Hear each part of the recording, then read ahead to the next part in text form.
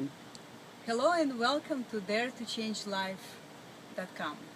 Today we continue our series of interviews with amazing women that were able to transform their lives through self-love and sense of purpose. I'm here today with Nina from Norway, and I would like to ask Nina to share with us your life story. Thank you. I think it's a pleasure to allowed to share my story. I want to inspire other people. So, my name is Nina and I'm from Norway. And when I was a little girl, I had a dream to be like the people I saw in television. They were able to make people laugh. And they was just in a character, and different character. And I grew up and I was thinking I can do that. And when I finished with the regular school, I was supposed to fulfill that dream, and I started to, in Norway, after you're done with the regular school, you can do a year just to try something else. And I tried acting, and then I was 19 years old, and I really enjoyed it, and I just loved to do it, but that was only 1 year. And after that, I just lose all my courage. So I was just listening to what other people were thinking I should do, and I was also thinking of what I think or thought other people thought I should do. So I started economic school. That was really not me. Yeah. 3 years with hating every single day. It was like accounting and money and a lot of numbers, things I didn't understand. But I at least had a fun time at the school 3 years because I used my acting skills.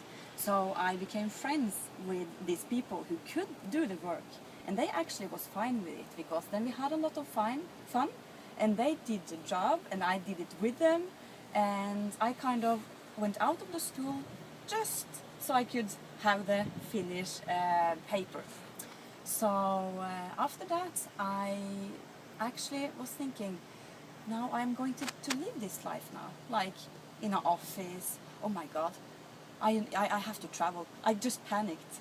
So I was just working for 6 months in a hotel, just to find the money to travel. And then I was thinking, I don't mind what's happening after that. I'm just going to travel. So what I did, I worked in a hotel for 6 months and I saved my money for a world around ticket. So I went to all these different countries for 7 months, and I was very lucky and very happy, and I enjoyed it very much. So I arrived at home and I was like, what now? Oh my God, I'm old 20 years and I have to start doing this job. And I went back to this hotel job and I worked myself up there. So in the age of 25, I was actually running this hotel for 2 years. And I worked day and night, and that was kind of fun because I like to talk to the people like to have employees under me, to challenge them and to inspire them. That was fun. But the other part, like counting money and all this stuff, I did it, I could do it, and I was good at it, but I didn't like it. And I worked myself almost to death. So I just quit that job and I started another one in a computer company. And the same happened there. I was good at that.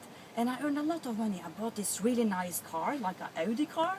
And I bought this beautiful, big apartment in 2 floors and view over the whole Oslo. So being good at something doesn't mean that it's something that you really can be passionate about. No. It was not enough for you. So to I be was good. passionate, but still I felt I had only 10% of inside of me used. I really felt I was dying for each day. Even I got challenged in these jobs. So I was thinking, is this all? It cannot be all. And I was like, I have a nice car, and at the moment I had this nice man, and we lived together in this beautiful apartment. Everything was fine, and I was not happy. And I felt I was living someone else's life because I had this. It was something inside of me. And what happened next? Me and my boyfriend at the time and a few others started a company, and I was like, yeah, finally, I can now. Oh yeah, we are going to make something. But we had different values, and we had different wishes, and we had different things. So every day, it was nothing wrong with it, or with them, or with me. It was just that their dream and my dream didn't fit together. So this ended very, very bad. I went very sick because I didn't listen to my body in all these years. So I started to have like a cough in the hair, in the voice, and I didn't listen to this. And at the end, I had this lung infection. I had chronic stomach intestines disease, and I finally went to bed with this lung. I don't know in English. And then I was, oh my God, I have to work. Okay, 1 week is good. I can be sick 1 week, and I have to up again. And then I also combined with have this company together with the other people. I also was working in a recruit company, which is very good when you just, I was 34 at the time. So that's quite good. And I was kind of very, very ill. And just one day, I couldn't stand up anymore. And I went to the hospital with my phone here, and I was talking to the persons I own the company together with, because I could not be away from work. And they said, come back, Nina, you have to come back. We have lawyers here. We have this, we have that, we have a meeting, it's important. And I was actually talking from my bed when they like driving me from the acute Unit? in the hospital Emergency. up to the heart like place. And I was like, blah, blah, blah. And they took the phone from me and they said, you know what? You have something wrong with your heart, so you have to put this away. And I was like, no, no, no, you cannot do this with me. It's totally. I was so tired, I didn't know my own best. So, in and out in hospital, everything shut down in my body, and I had this pericarditis, which is not deadly if it's only that, but combined with everything, it's very dangerous because you have infected heart, like the sac around the heart is infected and you get water in there. So I felt miserable. I felt I lost everything. In this process, my boyfriend was gone, my apartment I had to sell, and the company we had together, we had to split it up and sell it. I lose so much money on that. So then I was going to the rehabilitation for 4.5 months. For your heart? For my heart, just together with old people. Then I felt really miserable. I was 34, lying there, and I couldn't walk very well because my balance was out of order. I couldn't remember what I said in the last sentence because my short and my long-term memory disappeared because I was kind of drugged. You get pills for everything, for the heart, for the pain, for the sleeping, and the end also for everything. It's just a constant. So I was having my hands. And at that time you were just about like 35 years 34, old. 34. Very young. Yeah, very young. So I was, but what I felt when I was in that hospital and I was so ill, the painkillers didn't even only shut down my pain in the body. It shut down the pain in my emotions. So this was actually kind of good to just lay down and be kind of drugged for a while. It's sad to say, but one day I was looking at myself in the mirror. I had lost so much weight. I didn't bother to shower. I was a mess. So you felt almost numb. I was totally numb and I had no idea what to do. And the only thing who kept me going was this, like a stomach feeling, like a voice inside of me. It's like, Nina, you have a purpose. But I had no idea what it was. So what I did was to just go to my doctor and said, you know what? Actually, I think the pain in my heart is over, kind of, because the water went out and the infection getting better.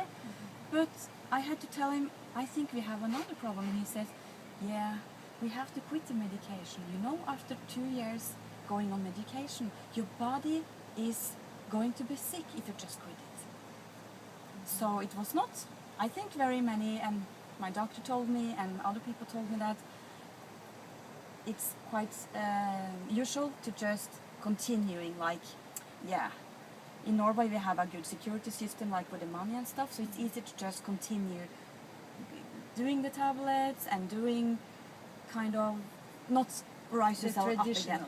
Yeah, the traditional way. So what I did, I just went to my doctor and I said, I will quit everything today. And he said, you cannot do that because it's very dangerous.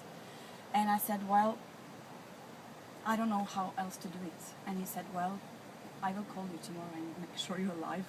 He's a very nice doctor. And what I did, just quit the medication. I was inside in my house for 3 weeks, just shaking, hallucinations, everything physical with my body. Throwing up, go to toilet. It's very bad for the people who has tried that. It's not good. And after that, I was like, yeah, well, what now? Oh my God, I have like the whole life in front of me, but everything is kind of gone. I feel I have lost everything, and I was actually grieving. Yeah, big grief for all the thing I lost. So I was like, okay, this man who I also get some treatment who was kind of alternative treatment. So I just went to this guy and I was like, you're doing nice stuff with the treatments. It was kind of light treatments. He helped me a lot. And he asked me if I wanted to build up many places in Norway where we could actually give this opportunity to have this treatment to sick people and build this up to a big thing. And I was like, yes, yes. And the thing is, I went to the same trap again, if you can call it trap. Like, yes. I was just starting to do this organizing work and new thing, no money. After 6 months, I didn't have any money. And I was like, he was nice, the product was nice, everything was nice, but I was not the right person at the time at all.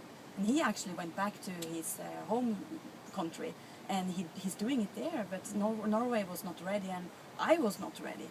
I just followed the old pattern. And it probably was just not your purpose, and you was were not my just purpose. not ready for something that you want to do for you. Exactly.